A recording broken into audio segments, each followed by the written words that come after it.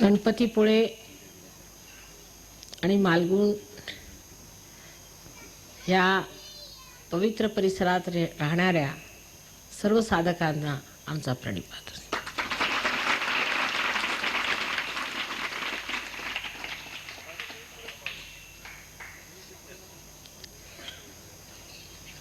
गतवर्षी सहजच गणपतीपुळेला येणं झालं आणि इथलं पवित्र वातावरण पाहून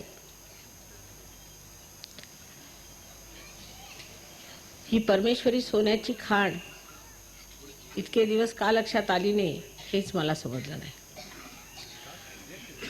आणि ह्या ठिकाणी जे मालगुणची मंडळी राहतात आणि गणपतीपुळ्याची मंडळी राहतात त्यांना तरी ह्या खाणीची माहिती आहे किंवा नाही असा मला प्रश्न पडला. तेव्हा काही झालं तरी आम्ही आमचा प्रोग्राम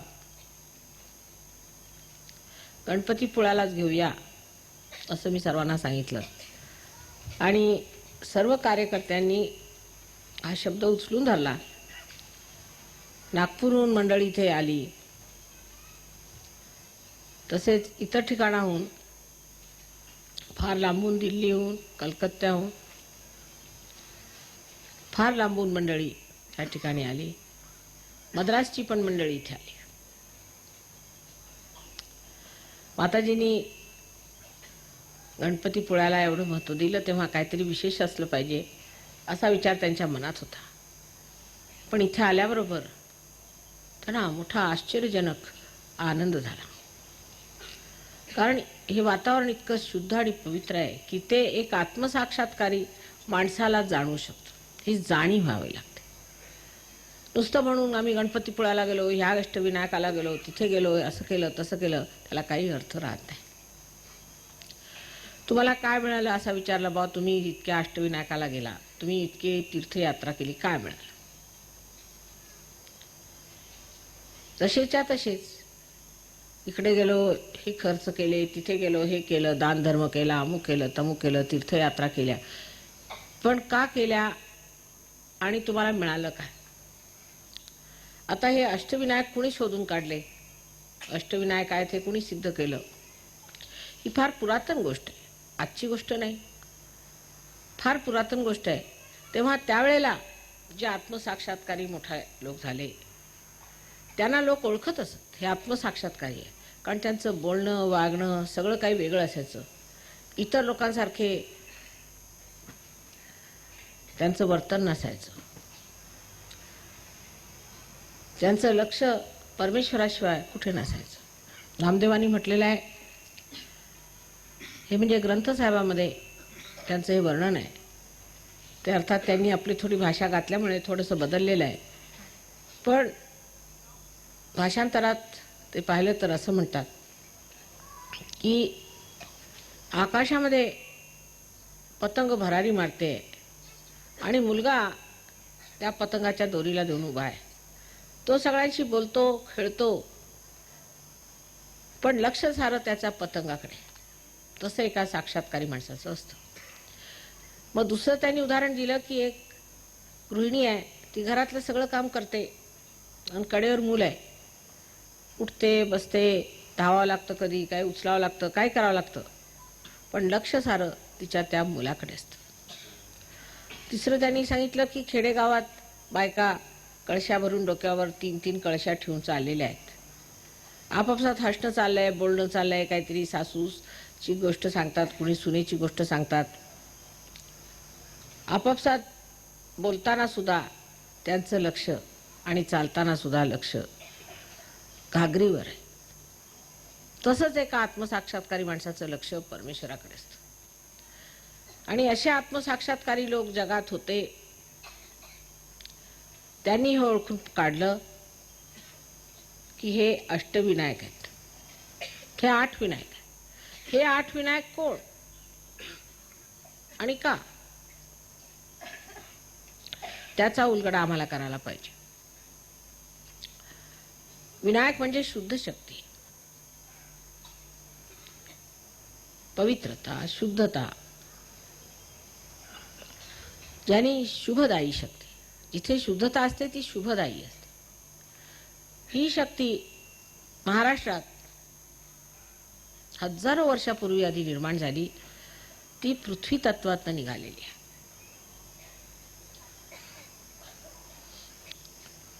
पण आता एखादा दगड जर समजा वाटला की हा पृथ्वीतून निघालेला आहे, तर ओळखायचा कसा? कशावरून हे स्वयंभू आहेत? लोक म्हणतात म्हणून की आम्ही बघतो म्हणून. जर तुम्ही सप्तशृंगीची देवी बघितली तर अगदी साक्षात सगळं तिच्यावरती दिसतं.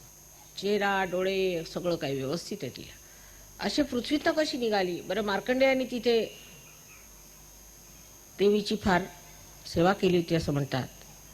आणि पृथ्वी फाटून त्याच्यातनं मोठे असे खडक फाटून त्याच्यातनं ती देवी निघाली असं वर्णन आहे. तिथे पाहिलं तर साक्षात एक चेहरा, अगदी सबंध चेहरा, अशी ती उभी, तिचे हात पाय सगळं काही व्यवस्थित, शरीर सबंध व्यवस्थित आहे.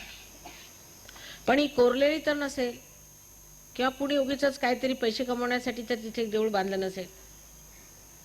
त्याचा पडताळा कुणी घ्यायचा? खरं की खोटं कसं सांगायचं? आज तुम्ही जाता कारण तुमच्या आईवडिलांनी तुम्हाला सांगितलं आहे, डोळे मिटून जाता, श्रद्धेने जाता, पण त्याला डोळसपणा नाही. उद्या तुमची मुलं विचारतील, काय उगीच तुम्ही इकडे अष्टविनायक काढलाय, अमकं काढलाय, तमकं काढलाय, कसल्या फेऱ्या काढल्या, कशा जायचं देवाला? आपण लहान मुलांचे जोरात अगदी डोकं दाबून देतो गणपतीच्या पाया. पण त्याला काही अर्थ आहे की नाही ते विचारतील. ह्याला काय अर्थ आहे? उगीच आमच्या जबरदस्ती कशाला करता? आज नाही तर उद्या हा प्रश्न उभा राहणार आहे. तेव्हा त्यांना उत्तर काय देणार तू? की का? तर हे अष्टविनायक जे आहेत हे पृथ्वी तत्वातून निघाले. हे ओळखलं ते आत्मसाक्षात्कारी लोकांनी, आणि त्यांनी सांगितलं की हा गणपती आहे. आता हे फॉरेनचे लोक आले, ह्यांना पूर्वी गणपती म्हणजे ग पासनं काहीच माहिती नव्हतं. गणपती म्हणून काही देवता इथून सुरुवात होती. अशी यांची स्थिती होती. गणपती शब्द याने ऐकला नव्हता. ते त्यांना सगळं सांगितलं मी की असा गणपती असतो, ह्याला गणपतीला ही विद्या असते. गणपती म्हणजे शुद्धतेचा साठा, पवित्राचा साठा, आणि त्याच्यापासून शुभ आणि हित घडतं.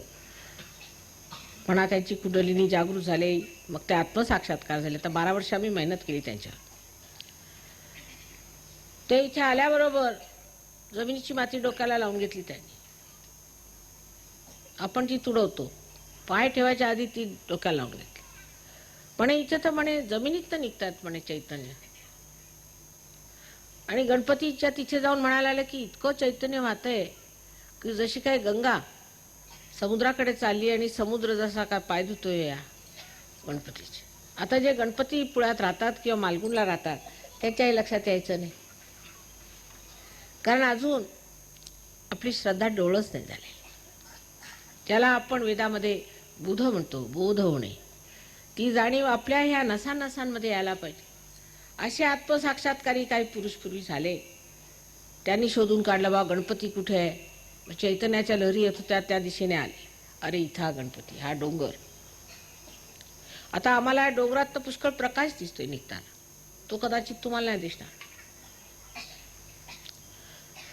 कारण आमचे डोळे थोडे सूक्ष्म आहेत. तेव्हा हा गणपती अष्टविनायकातला महागणपती आहे असं आम्ही म्हणतो, कारण ह्याचे पाय समुद्र जो की गुरुस्वरूप आहे तो धुतोय. त्याचं स्थान आपल्या शरीरामध्ये कुठे आहे गणपतीचं? गणपती कुठे बसलेला? आता डॉक्टर लोक डॉक्टरी करतात,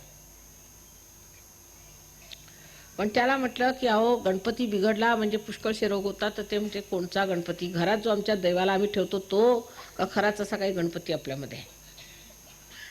त्यांना कधी पटायचंच नाही जर सांगितलं तर. पण आता आमच्यावर 5-6 डॉक्टर्स फॉरेनमध्ये आलेत, 2-4 दिल्लीतनं आले, 2-4 मुंबईतनं आलेत,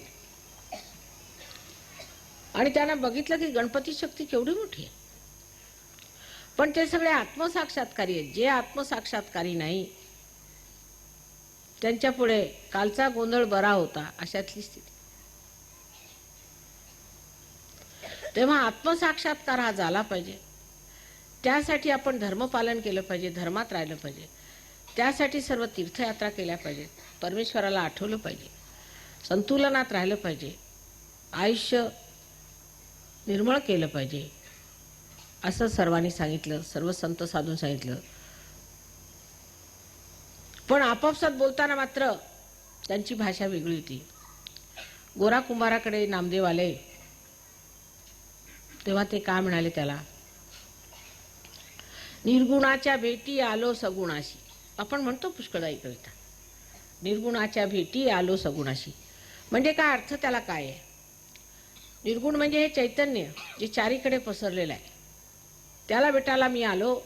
कारण गोरा कुंभार आत्मसाक्षात्कारी असल्यामुळे त्यांच्यातनं ते चैतन्य वाहत होतं. पण तुम्ही सगुणात उभे आहात. आता ही गोष्ट आत्मसाक्षात्कारी लोकांशिवाय कोणाला बोलताच येत नाही, सांगताच येत नाही, भाषा वेगळी. तर हा जो भाषेचा फरक आहे तो चेतनेच्या फरकामुळे येतो, आणि ती चेतना आपली वेगळी झाली पाहिजे. आता एका प्राण्याची चेतना बघा आणि आपली चेतना बघा, एक जानवराची आणि आपली किती फरक आहे. एखाद्या जानवराला तुम्ही सांगितलं की तू घाणीत न जा, तर त्याला काय वाटच नाही, घाण बिण तुडवत जाईल तो. समजा एखादा घोडा असला, कुत्रा असला, त्याला काही वाटायचंच नाही. पण आपल्याला जर कोणी सांगितलं तर आपण मग आमच्या जमायचं नाही आम्हाला, आम्ही नाकात काहीतरी कपडा ठेवू किंवा जाणार सुद्धा नाही तिकडे तुडवत, घाण तुडवत आपण जाणार नाही. आपल्या चेतनेची घाण आहे, चांगली आहे, हे सुंदर आहे, असुंदर आहे, हे सगळं नजरेत येतं. ते एखाद्या घोड्याला समजत नाही, कुत्र्याला समजत नाही. तसंच हे पाप आहे आणि पुण्य आहे हे फक्त आत्मसाक्षात्कारी माणसाला कळतं. पण जर कुणा सांगितलं बा हे पाप आहे, तर तो भीतीने किंवा समजूतदारपणाने सुद्धा ते कार्य करत नाही. पण आत्मसाक्षात्कारी पाप करतच नाही, करूच शकत नाही, प्रयत्न केला तरी नाही करू शकला. कठीण काम होते, कारण ते जमतच नाही. तेव्हा ती स्थिती आल्यावरती मनुष्य समर्थ होतो. समर्थ म्हणजे तुमचा जो अर्थ आहे त्याला तो लागतो, त्याला काहीतरी अर्थ येतो. असं समर्थ होण्यासाठी आत्मसाक्षात्कार हा सांगितलेला. तेव्हा आपले गणपतीपुळ्याला जे गणपती आहेत त्यांचा आनंद सुद्धा लुटण्यासाठी आधी आत्मसाक्षात्कारी व्हायला पाहिजे. नाही तर गेलो देवळाला, नारळ दिला, ब्राह्मणांनी 2 मंत्र म्हटले, आले घरी, जाऊन आलो देवाला. अहो जाऊन आलात पण काय, आता इथे सुद्धा माताजी दर्शन द्या. आपल्याकडे ही पद्धत फार आहे दर्शन. म्हणजे 6,000 हजार लोकांनी माझ्या पायावर डोकं मारलेलं आहे, एवढ्याशे पाय सुजून सुद्धा जायचे. अहो पण देवळात आहेत ना दर्शनाला दगड, दगडाचे पाय आहेत. तिथे दर्शन नाही इथे दर्शन, दोन्ही एकच. हेही दगडच आहे तुमच्यासाठी आणि तेही दगडच आहे. जिथे साक्षात असू सुद्धा ते दगड आहेत.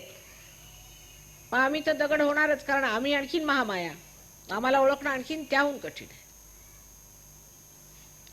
तेव्हा हे सगळं समजून घेण्यासाठी आधी आत्मसाक्षात्कार होऊन मनुष्य त्या परिस्थितीत पोहोचला, म्हणजेच त्याला ह्या गोष्टी समजून जातील की खरा साधू कोण आणि खोटा साधू कोण. सगळ्यात सांगितलं कोकणामध्ये माताजी काळी विद्या फार आहे, भयंकर काळी विद्या आहे. त्याच्यात लोक फसतात. ते स्वार्थापोटी म्हणा किंवा अज्ञानापोटी.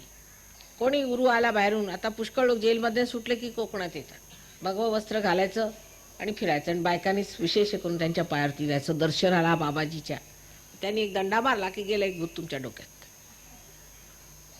मग घरात त्रास, आजार हे ते सुरू होतात. हा एक त्रास आहे, याला आपण म्हणू धर्मवेडे लोक. दुसरा त्रास असा आहे की वाचत राहायचं. त्यावर कबीरदासांनी म्हटलंय, पडी पडी पंडित मूर्ख भय. ते मला अगदी साक्षात झालं, विशेष करून फॉरेन कंट्रीजमध्ये. तिथले जे पंडित लोक आहेत त्यांनी गीता वाचून टाकली, हे वाचून टाकलंय, वेद वाचून टाकले, हे वाचलं ते वाचलं, आणि साक्षात जेव्हा काही म्हटलं तर काय माहित. तुलसीदासांचं म्हटलेलं आहे, चित्रकूट के घाट पर भई संतन की भीड़, तुलसीदास चंदन घिसे तिलक करत रघुबीर. तर रघुबीराला जसे सगळ्यांना टिळे लावत होते, रघुबीराला लावलं आणि चला पुढे. ओळखलं नाही त्यांना. संबंध एवढं मोठं रामायण लिहून फायदा काय त्यांचा. तुलसीदासांनी श्री रामाला ओळखलं नाही. आणि त्यांच्या कथेत श्री हनुमान येऊन बसले ते त्यांना ओळखलं नाही, तर फायदा काय त्याला लिहिण्याचा. तेव्हा हे सगळं करून जर परमेश्वराला आपण ओळखू शकत नाही, त्यांचं तत्व आपल्याला मिळत नाही, तर काही फायदा नाही. म्हणजे असंच आहे, जी जीभ आहे त्याला चवच नाही, काही खाल्लं तरी दगडच येतो. तर ही चेतना जी आहे, जिला आपण आत्मसाक्षात्कारी चेतना म्हणतो, ती आपल्यामध्ये जागृत करून घेण्यासाठी फक्त कुंडलिनीचं जागरण झालं पाहिजे असं अनादी काळापासून म्हटलेलं आहे. पण त्याला पर्याय लोकांनी शोधून काढला. कारण शेवटी ज्ञानेशांना असं वाटलं की आता कसं तरी करून हे सांगितलंच पाहिजे, त्याच्याशिवाय काही कार्य होणार नाही. म्हणून त्यांनी स्पष्ट सांगितलं 6व्या अध्यायामध्ये की कुंडलिनी नावाची जगदंबा आहे, तिला चक्रवर्तीची शोभा, व्यवस्थित वर्णन केलं. तर त्याच्यावर पर्याय असा काढला की 6वा अध्याय वाचायचाच नाही मुळी. म्हणजे जे वाचायचं होतं तेवढं वाचायचं नाही बरोबर, बाकी आपली पारायणं करत राहायची. कारण ज्ञानेश्वरी ही माऊली आहे, तेव्हा त्याचं जे मुख्य आहे, त्यातलं जे मुख्य बाळ आहे, जे त्यातलं मुख्य तत्व आहे, त्याला हात नाही घालायचा, बाकी वाचत राहा. तेव्हा त्याचे प्रयत्न मला वाटतं एका अर्थी पुष्कळच कमी करण्यात आले. आणि कुंडलिनीबद्दल बोलायचं सुद्धा मुश्किल झालं होतं. सुरुवातीला मी कुंडलिनीचं नाव घेतलं की लोक दचकायचे, माताजी हे काय 6वा अध्याय वाचायचा नाही आम्हाला सांगितलंय. आपण नाही, कुणी सांगितलं तुम्हाला वाचायचं नाही? नाही, आम्हाला असं सांगितलं. कुणी कोणत्या शास्त्रात लिहिलंय ते सांग. जर वाचायचा नव्हता तर तो लिहिला कशाला मग? असे अनेक तऱ्हेचे प्रकार आपल्या समाजात सुरू झालेले, आणि त्यालाच मी म्हणते धर्मवेडे लोक आहेत. आणि असा धर्मवेडेपणा करून कोणाचाही परमेश्वरावर विश्वास राहणार नाही आणि तुमच्यावर विश्वास राहणार नाही. तेव्हा इकडे गुरूंचे, नंतर एक काळी विद्या, नंतर त्यानंतर आपण म्हणू हे धर्मवेडेपणा हा एकीकडचा. दुसरीकडे शिकून शिकून अतिशहाणे झालेले लोक, त्यांचे बैल रिकामे फिरतायत, तशातले लोक आणखीन आपल्या शास्त्रात आहेत. आणि तिसरे असे आहेत की ज्यांचा देवावरच विश्वास नाही, खुलेआम म्हणतात. किर्लोस्करात माझ्यावर ही टीका आली की बाई शिकून सवरून देवावरती विश्वास ठेवते, म्हणजे मी फार वाईट आहे असं त्यांच्यामध्ये. कारण त्यांचा विश्वास नाही किर्लोस्करांचा वगैरे मला वाटतं देवावर. पण मी असं म्हणते की अहो तुम्ही देवाला पाहिलंय का, त्याला जाणलंय का? मग तुमचा विश्वास नाही असं तुम्ही ठाम मत कसं करून घेतलं? ही काही शास्त्रीय पद्धत नाही झाली, सायंटिफिक पद्धत नाही झाली की तुम्ही न बघता, न विचारता, न जाणता एकदम असं टीकास्त्र सोडलं. किती म्हटलं तरी एवढं तर लक्षात ठेवलं पाहिजे की आपल्या इथे हजारो वर्षापासून ज्या परमेश्वराचं गुणगान गायले गेले, ज्या संतांनी त्याचं वर्णन केलं, ते काय एकदाच सगळे खोटे होते, वाईट होते? त्यांनी कोणता दुसरा वाईटपणा केला का? त्यांनी कोणतं वाईट कार्य केलं का? मग असं तुम्ही सगळ्यांना समूळ असे आपल्या देशामध्ये पुष्कळसे असे लोक आहेत की जे फार शिकलेले, पैसेवाले वगैरे असे आहेत आणि मोठ्या मोठ्या राजकारणात फिरतात, वावरतात आणि सब स्पष्ट सांगतात की आमचा देवावर विश्वास नाही.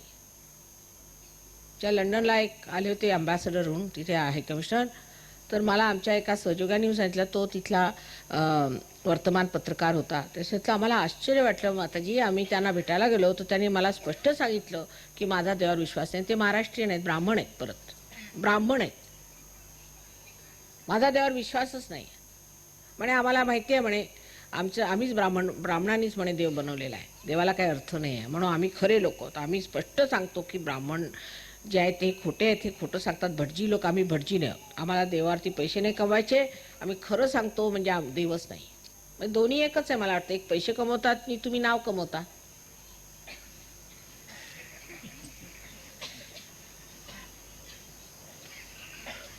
तुम्ही कोण म्हणणार आमचा देवावर विश्वास आहे किंवा नाही? तुम्ही जाणलाय का, काही पाहिलंय का? काय म्हणजे आमच्या आजीसारखं आहे, जेव्हा चंद्रावर लोक गेले तिला सांगितलं लोक आता चंद्रावर गेले, काहीतरी खोटं सांगू नका म्हणे.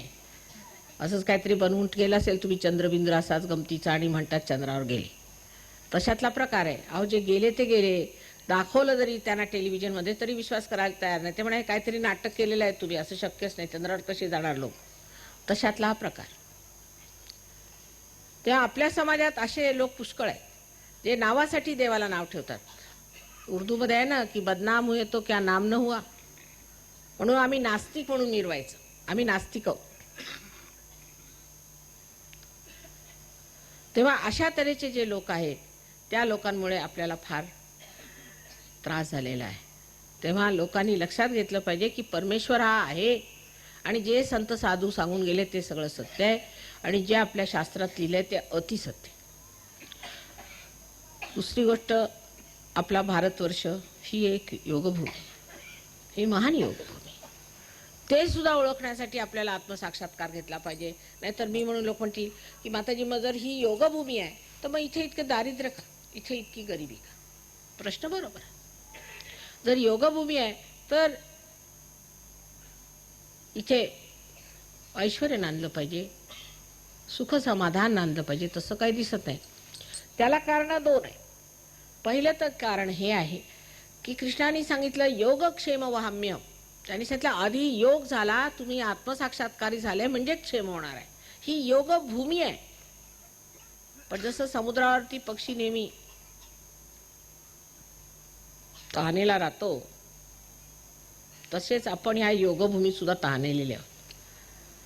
म्हणजे योगभूमी आहे, पण योग घेतला का तुम्ही? योग म्हणजे त्या परमेश्वराशी संबंध झाला का तुमचा, की इकडे तिकडे भरकटले आहेत? जर झाला तर क्षेम घे. सुदामाला कृष्णाला भेटायला जावं लागलं, त्याची भेट गाठ घ्यावी लागली, त्याच्यानंतर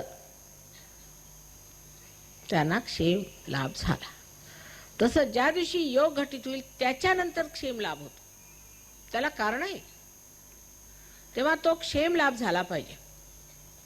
तो न झाल्यामुळे आता आपण हे म्हणायचं की जर आमची योगभूमी तर आम्हाला इथे क्षेम लाभ करे. अहो, इतका क्षेम लाभ होणार आहे, पण आधी तुम्ही योगात तर उतरा. आता हे बघायचं की हे लोक हजारो मैल दूरहून येतात. कुठे? तुमच्या गणपतीपुळ्याला. कॅनडाहून लोक आले. किती हजार मैल आहेत मला माहित नाही, पण असतील तरी 20,000 मैल तरी असेल इथून. तिथनं मंडळी तुमच्या गणपतीपुळ्याला येतात. पण आपल्या इथले जवळचे अजून रत्नागिरीचे लोक सुद्धा इथे किती आले असतील देवाला ठोके आज.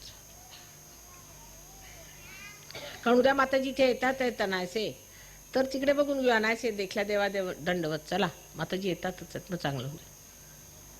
ही दुसरी प्रथा की देवाकडे आपलं लक्ष जे गहन नाही.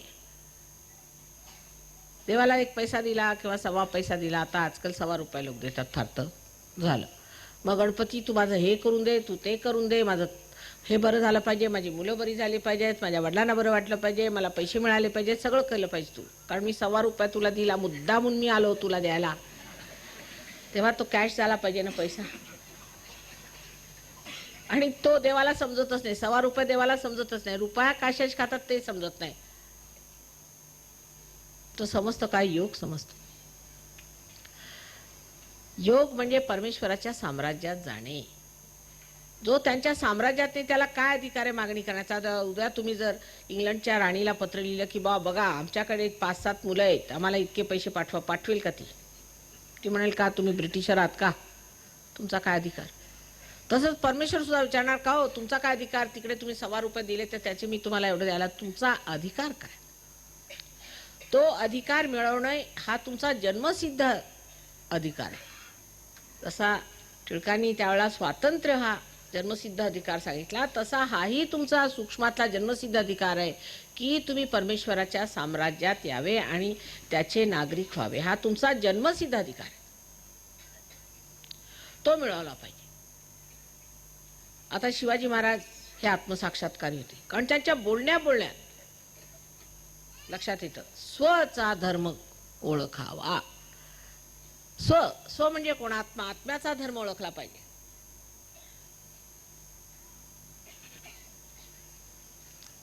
स्वचा धर्म ओळखावा असं म्हणतो.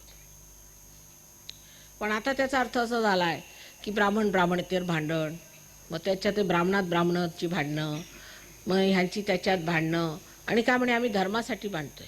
म्हणजे धर्मात भांडण करणं कुठे लिहिलेलं आहे मला माहिती नाही. अधर्म आणि धर्माचं भांडण होऊ शकतो, पण धर्मातल्या धर्मात भांडणं झाली तर त्या धर्माला काही अर्थ आहे का? मग उद्या तुमची मुलं म्हणायची आम्ही कम्युनिस्ट होतो, आम्हाला काय विश्वास वाटत आहे, फालतूच्या गोष्टी आहे सगळ्या, त्यांना तुम्ही रोखू शकत नाही. म्हणजे सिद्ध झालं पाहिजे. परमेश्वर हा सिद्ध करण्याचा मार्ग एकच आहे की तुमच्यातला जो परमेश्वर तो जागृत करून त्यांना दाखवला पाहिजे, तेव्हाच तो सिद्ध होणार आहे. नुसते भागवत वाचून पारायण करून तो सिद्ध करता येत नाही. उपास तपास करून करता येत नाही. हे आता आपण पाहिलं, आपल्या बापदाद्यांनी केले, त्यांच्या बापदाद्यांनी केलंय आणि वारसाच आहे आपल्याला तो उपासाचा. आणि उपास करतोच कशाला आपण? उपास करायची काही गरजच नाही. उपासमारीने इतके लोक मेले, ते काय देवाकडे गेले का? अहो उपास कशाला करायचा? तसेच उपासाने लोक मरतायत. उपास करायचा, शरीराला त्रास द्यायचा, काहीतरी आजार लावून घ्यायचा, नाहीतर देवाच्या नावावरती लाडू खात बसायचे. दोन्ही एकच प्रकार आहेत. तेव्हा परमेश्वर ही सूक्ष्म शक्ती आहे आणि ती आपण मिळवली पाहिजे. त्याच्यात आपण सूक्ष्मात उतरलं पाहिजे. त्यासाठी आपण सूक्ष्म झालं पाहिजे, आपण आत्मास्वरूप झालं पाहिजे. हे ह्याच्यातलं सगळं तत्व आहे. ते तत्व धरलं पाहिजे, तत्वात उतरलं पाहिजे. आणि तत्व म्हणजे तुमची कुंडलिनी आहे. ही आदिशक्ती तुमच्यामध्ये 3.5 वेटोळे घालून त्रिकोणाकार अस्थीमध्ये बसलेली आहे आणि तिच्या खाली गणेशाचं तत्व आहे.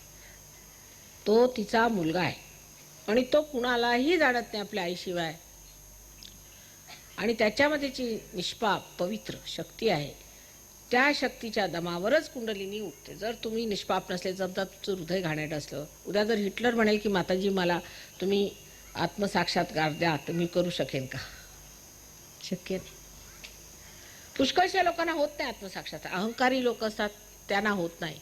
मी स्पष्ट सांगते, बाबा आम्ही आमच्या हातचं नाही, तुम्ही आता क्षमा करा मला, तुम्ही कुठे दुसरीकडे जा, आमच्या हातचं नाही. मनुष्याला अहंकार असला की तो पार होणं शक्यच नाही. एखाद्या माणसामध्ये खोटा भाव असला हृदयामध्ये, तो पार होणं शक्यच नाही. आम्ही किती हात चालवले तरी करणार काय? खोटं नाणं ते खोटं नाणं, ते चालतच नाही. परमेश्वर ओळखतो ना, कुंडलिनी तुमची स्वतःचीच ह्याचा जबाब देते. तर ही जी शुद्ध इच्छा तुमच्यामध्ये आहे ती एकच आहे की आम्ही परमेश्वराच्या साम्राज्यात जायचं आणि योग मिळवायचा. शिवाची गाठ झाली पाहिजे, हीच एक शुद्ध इच्छा आहे. बाकीच्या तुम्ही 17 इच्छा करा, आज घर बांधाल, उद्या हे कराल, उद्या परवा ते कराल, पण तुमच्या सर्व इच्छा काय तृप्त होणार नाही. सर्व इच्छा तृप्त होण्याला एकच मार्ग आहे, म्हणजे शुद्ध इच्छाचं जागरण, म्हणजे कुंडलिनीचं जागरण.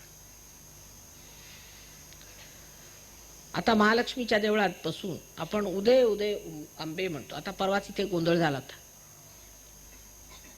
गोंधळ म्हणजे कलियुग, आणि त्याच्यामध्येच होणार आहे हे कार्य. उदय उदय आंबे आपण का म्हणतो महालक्ष्मीच्या देवळात? आता महालक्ष्मीचं देऊळ म्हणजे महालक्ष्मी म्हणजे काय, इथून सुरुवात करूया.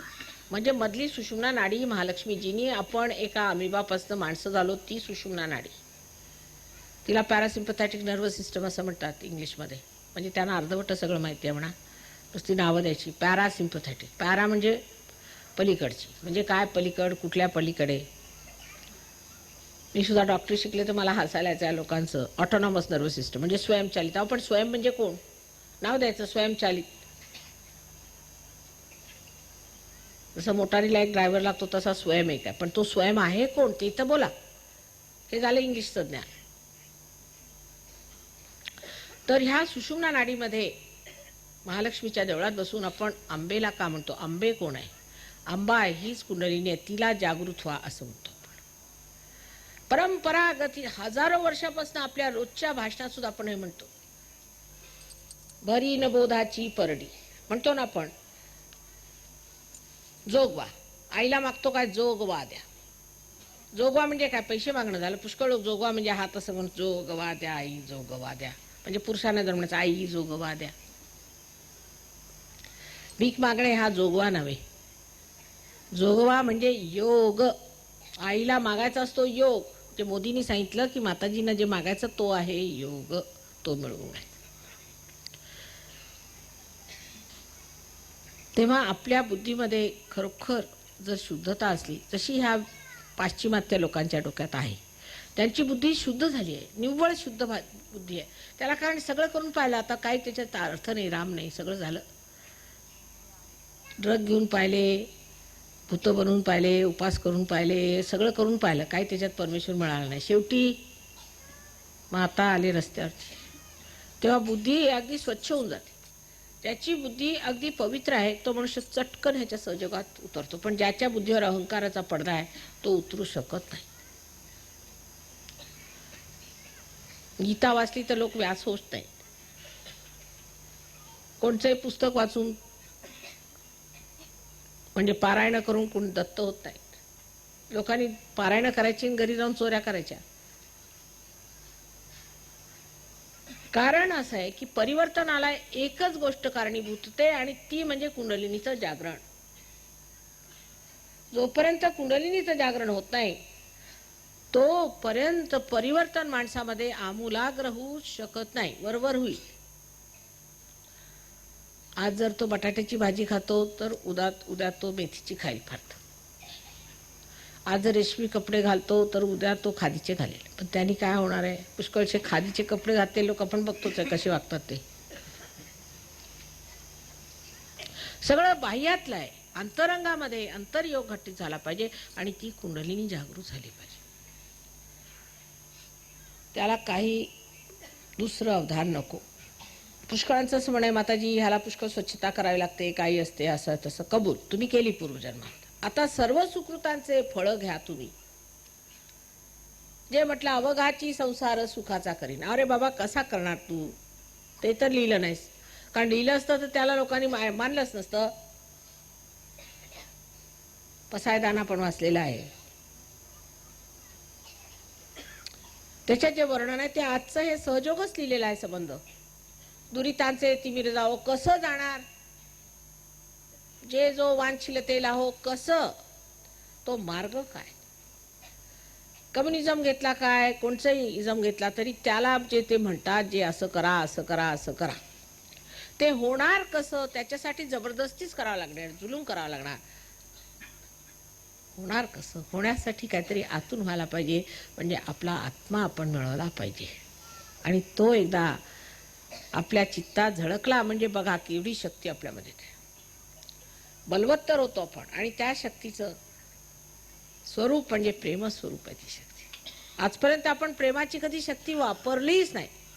कोणताही तुम्ही बघा, मोठे मोठे व्यवस्थापक असतात, संस्था करतात. काय तर म्हणे की आता आम्ही हे गावातले जेवढे गुंड आहेत त्यांना आम्ही मारून टाकू. गुंड म्हणजे स्वतःच असतील.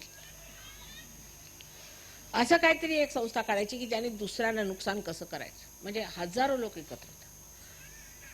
आमचे केस पांढरे, तुमचे केस पांढरे, सगळे पांढरे केसाच्या लोकांनी एक क्लब करायचा. बाकी ज्यांचे काळे त्यांना मारत सुटायचं. कोणताही बहाणा घ्यायचा, कोणत्या तरी बहाण्याने करायचा. आता इंग्लंडला वगैरे अमेरिकेला मी पाहिलं, स्वतःला ते गोरे म्हणतात, इतरांना रंगदार म्हणतात. म्हणजे आपण सगळे रंगदार लोक आहोत. म्हणजे काहीतरी परमेश्वराने जर वैचित्र्य घातलं नसतं तर संसारात, सृष्टीमध्ये कधीच आनंद आला नसता आणि सौंदर्य आलं नसतं. पण त्याच गोष्टीला, ज्या गोष्टी अत्यंत सुंदर आहेत, ज्या गोष्टी अत्यंत आवश्यक आहेत, त्याच गोष्टीला धरून भांडणं करायची. वैमनस्यावरतीच आपलं सगळं आजपर्यंत उभारलेलं आहे आणि म्हणून ते कोलमडून पडतं. सायन्स तरी कशाला? तर म्हणे ॲटम बॉम्ब तुम्ही बनवा ना आम्ही बनतो आणि भांडूया शेवटपर्यंत. एक जर का ॲटम बॉम्ब पडला इकडं तर गेले, तिकडे गेले आणि हेही गेले. अमेरिका गेली आणि रशिया जायची. तेव्हा हे लक्षात ठेवलं पाहिजे की हा जो संबंध खेळ चालला आहे वैमनस्यामुळे आहे.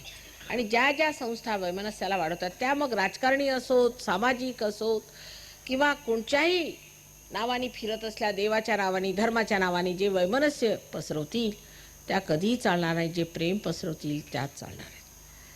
पण ह्या प्रेमाला केवढी शक्ती आहे हे आपल्याला जाणलं पाहिजे. फार सूक्ष्म शक्ती आहे. जेव्हा ह्या प्रेमाचं साम्राज्य येईल, कोणी आजारी राहणार नाही, कोणताही संताप होणार नाही, भांडणं होणार नाही. संबंध आनंदी आनंद होऊन सगळे सुखात रममाण होते. समाधान सगळ्यांना, संतोषामध्ये. हे असं झालं पाहिजे असं सगळं साधू संतांनी सांगितलंय. आणि त्याची पूर्ती करण्यासाठीच सहयोग आज उभा झालेला आहे.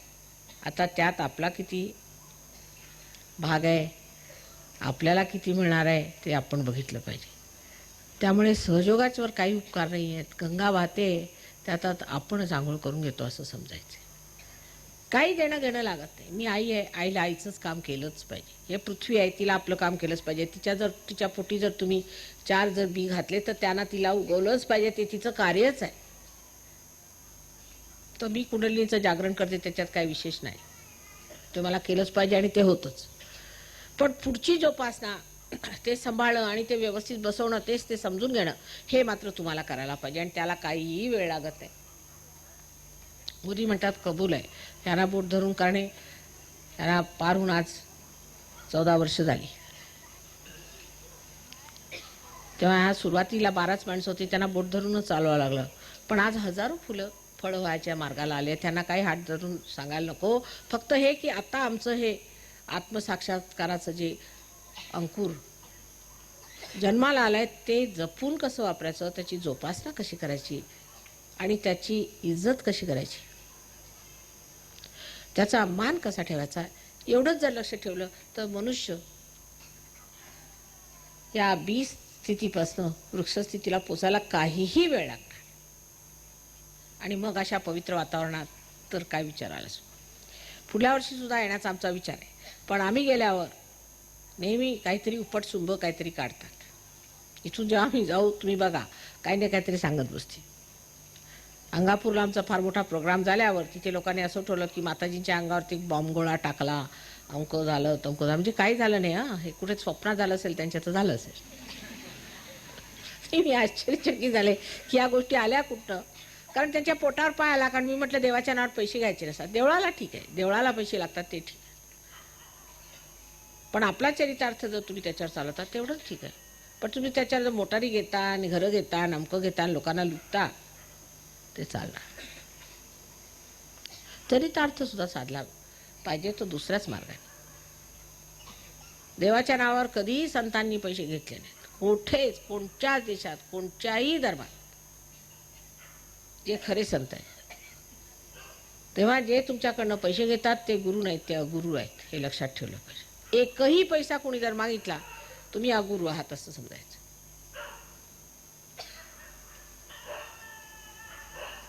आणि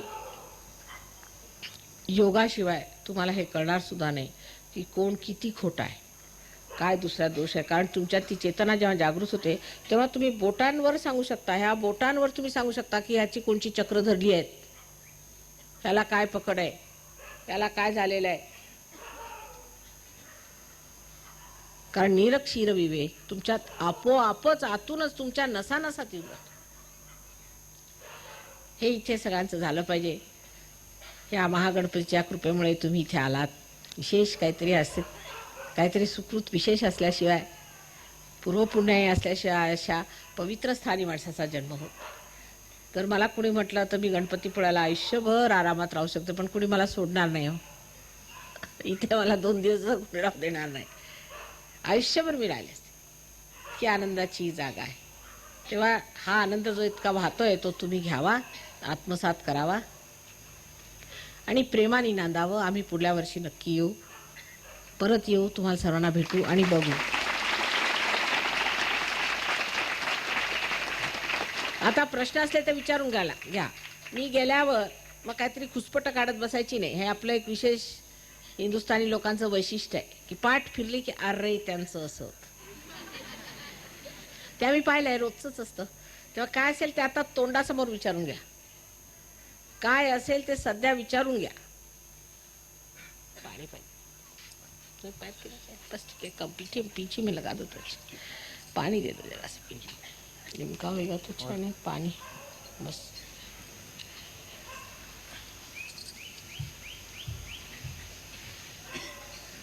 आता इथे पुष्कळशा मंडळी नाही, भाषा सुद्धा समजत नाही, पण ध्यानात आहेत.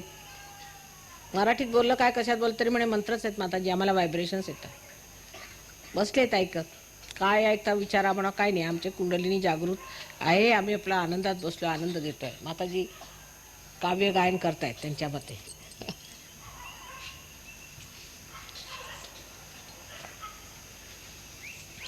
असला प्रश्न तर विचारावा, कृपा करू. अहो एक काढा, खूप जास्तीचे लावले लोण, काढून घ्या, जास्त आहे. विचारून घ्यावा प्रश्न. अशा रीतीने विश्वधर्म स्थापन होणार आहे. आणि विश्वधर्मामध्ये सर्व धर्मांचा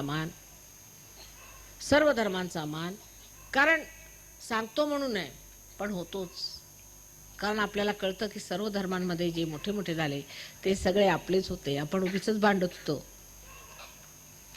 हे आपण जाणतो म्हणून, उगीच नाही. बुद्धिवाद नाही आहे त्याच्यात, काहीच जात पात नाही, हुंडा वगैरे ह्या सर्व गोष्टी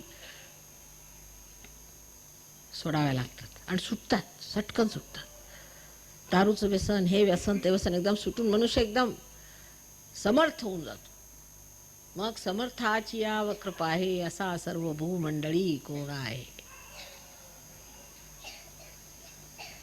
हे सगळं जे वर्णन झालेलं आहे ते साक्षात ते तुम्हाला दिसलं पाहिजे, त्याचा तुम्ही आनंद उचलला पाहिजे. आता प्रश्न विचारून घ्या असला तर, परत नाही तर गेल्यावरती नको.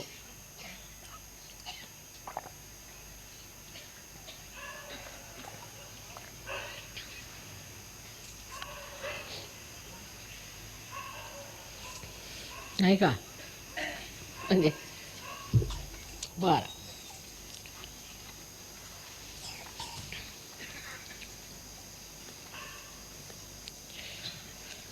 तर ह्या पवित्र स्थळी खरोखरी घटना अगदी क्षणात व्हायला पाहिजे. आणि सोपं काम आहे, डोळे मिटून हे करावं लागतं. म्हणून आधी मी सांगते, आधी आपण आपल्याला संतुलन आहे की नाही ते बघायचं. म्हणजे काही लोक असतात ते भावनाशील असतात, काही लोक असतात ते बुद्धिवादी असतात, त्यांच्यामध्ये संतुलन यायला पाहिजे. तेव्हा आधी आपण डावीकडचं संतुलन साधतो. तेव्हा डावा हात असा माझ्याकडे करायचा आणि उजवा हात असा जमिनीवर ठेवायचा. आता सध्या डोळे नाही मिटले तरी चालतील.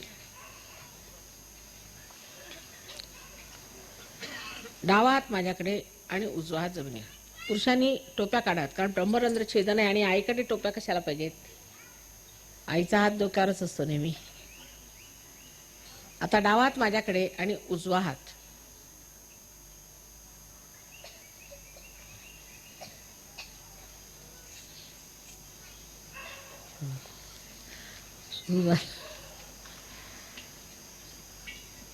करा करा, आपणही करा. सगळ्यात पुढे बसून नाही केलं तर ते बरं दिसत नाही. करा असं, डावा हात माझ्याकडे करा असा, नाही तर आपण जावं ते बरं, कृपा करू.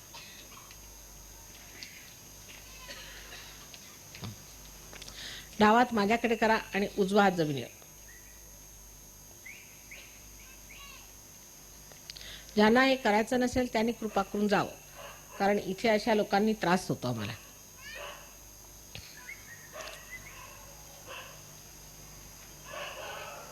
सारखी चुळबुळ त्या बाईची चालली, सारखी चुळबुळ. एक मिनिट शांतने.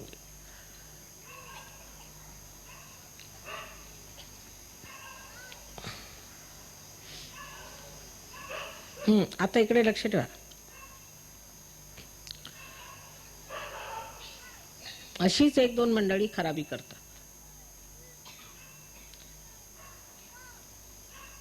आणि समोरून बसायचं, हे विशेष शिष्टपणा दाखवायला.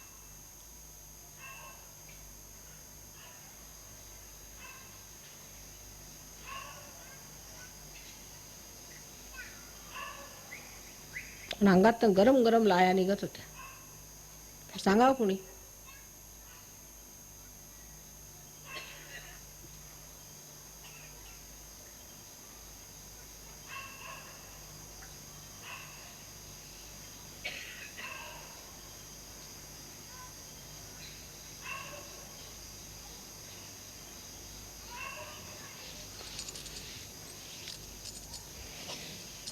अशा लोकांपासून जपून राहायला पाहिजे, वेगळं राहायला पाहिजे. सुरुवातीला नसते विचार तुमच्या डोक्यात भरते. आणि असा प्रश्न विचार, का हो तुम्ही आमचं काय भलं केलं, तुम्ही कशाला आम्हाला सांगता? अशी जी मंडळी त्यांना तुम्ही आमचं काय भलं केलं. आता उजवा हात माझ्याकडे आणि डावा हात असावर.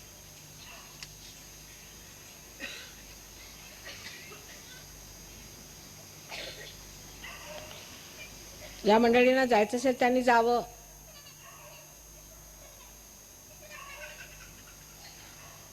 असा ठेव. आता हे परत संतुलन आहे. म्हणजे जे लोक बुद्धिवादी आहेत, फार विचार करतात, त्याच्यामुळे जे आपल्या डोक्यात काहूर आहेत ते काढण्यासाठी म्हणून असं संतुलन असतं. आता बघा कसं वाटेल ते.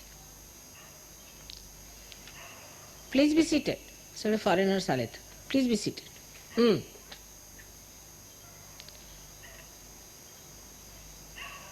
असा हात असा मागच्या, शहाणपणा करायचा.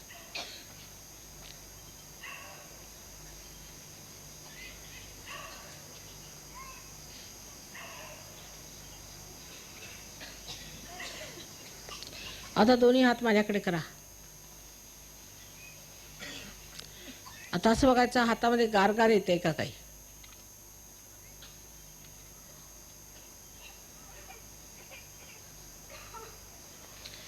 उजवा डोक्यावर इथे ठेवून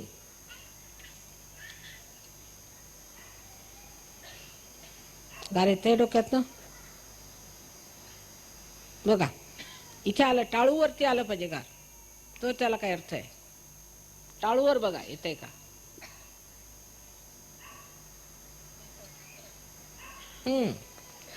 आता माझं असं चुकलं, माझं तसं चुकलं, मी हे खोटं केलं, तसं काय म्हणायचं नाही मनामध्ये. कुठचा याचा विचार घ्यायचा नाही, स्वतःबद्दल न्यूनत्व ठेवायचं नाही मुळीच. परमेश्वर हा क्षमेचा सागर आहे, क्षमेचा सागर आहे. सगळं धुवून टाकतो तो. झालं. आता हा उजवा हात करा माझ्याकडे. परत डाव्या हाताने बघा गार येते का.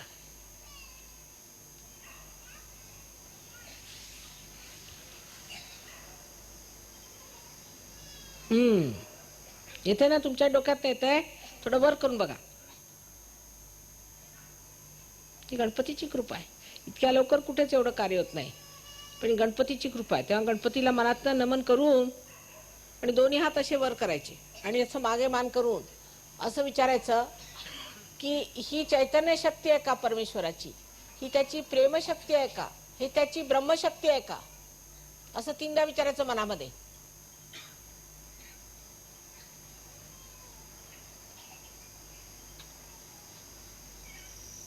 आता बघा, आता हात अशी करा.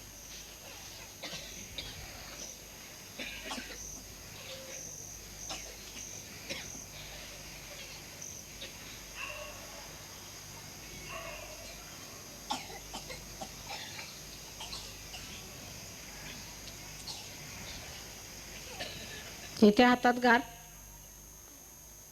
ज्या लोकांच्या डोक्यातून किंवा हातातून गार येत आहे त्यांनी दोन्ही हात वर करायचे. वा सगळं गावच पास झालंय गणपतीच्या कृपेने. धन्य तुमची.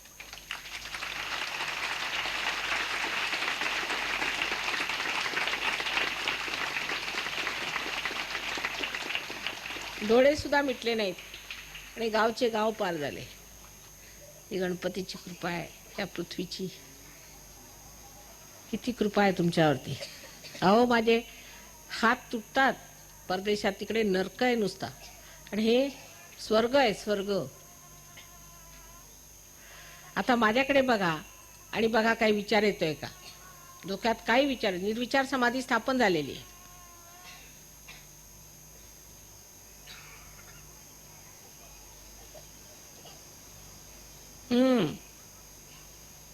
ते सेंटर कुठे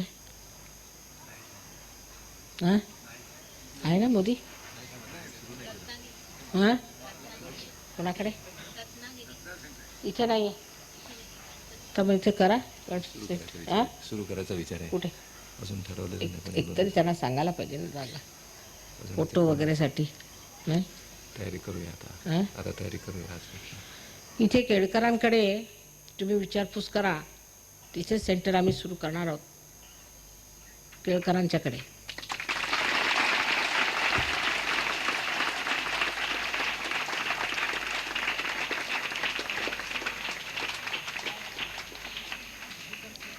पुढल्या वर्षी आम्ही नक्की येणार.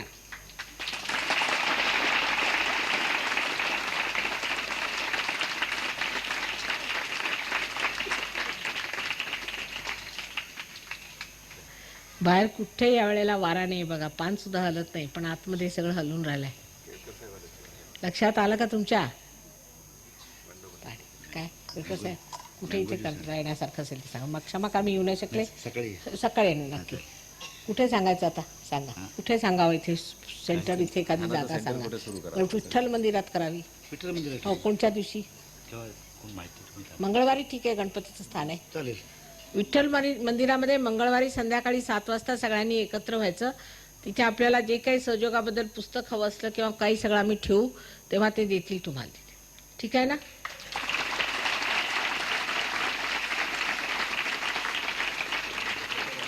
तसेच आज तुम्हाला सगळ्यांना आम्ही फोटो देणार आहोत.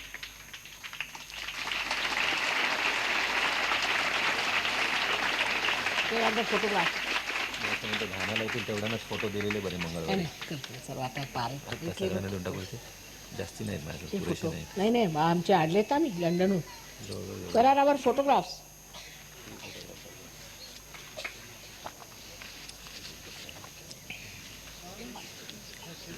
माझं अजून जवळजवळ एवढेच मिळतील. आणखी जास्तीत जास्त पण हे माझा विचार तसा These are here. बरं सध्या हे घ्या. Here's a few. Some other Indian gentlemen over there have a large quantity of them. ते हा here. हे आणखी अजून जवळजवळ एवढे मिळतील याच्यामध्ये. सध्या हे आहेत. आणखी मोठमोठाले पण फोटो आलेत फॉरेनहून. सगळे आपल्याला मिळू शकतात. आपण नंतर सेंटरवर यायचं त्या फोटोसाठी. पण सध्या ही फोटो तुम्ही घेऊन जा. ते सेंटर बंद झालं सांगा ना. सगळ्या दर्शनाशिवाय होणार नाही. ते दर्शन घ्यावं लागेल. इथे उभे राहतो मी दर्शनाला. इथे काहीतरी ठेवा. पण सगळ्यांना फ्री वाटणं फुलं बिलं ठेवा काय असतं. आणला नाही. आता जे सहयोगी आहेत त्यांनी यायचं नाही पायावर. जे आधी झाले जे आताच पार झाले त्यांनी यायचं.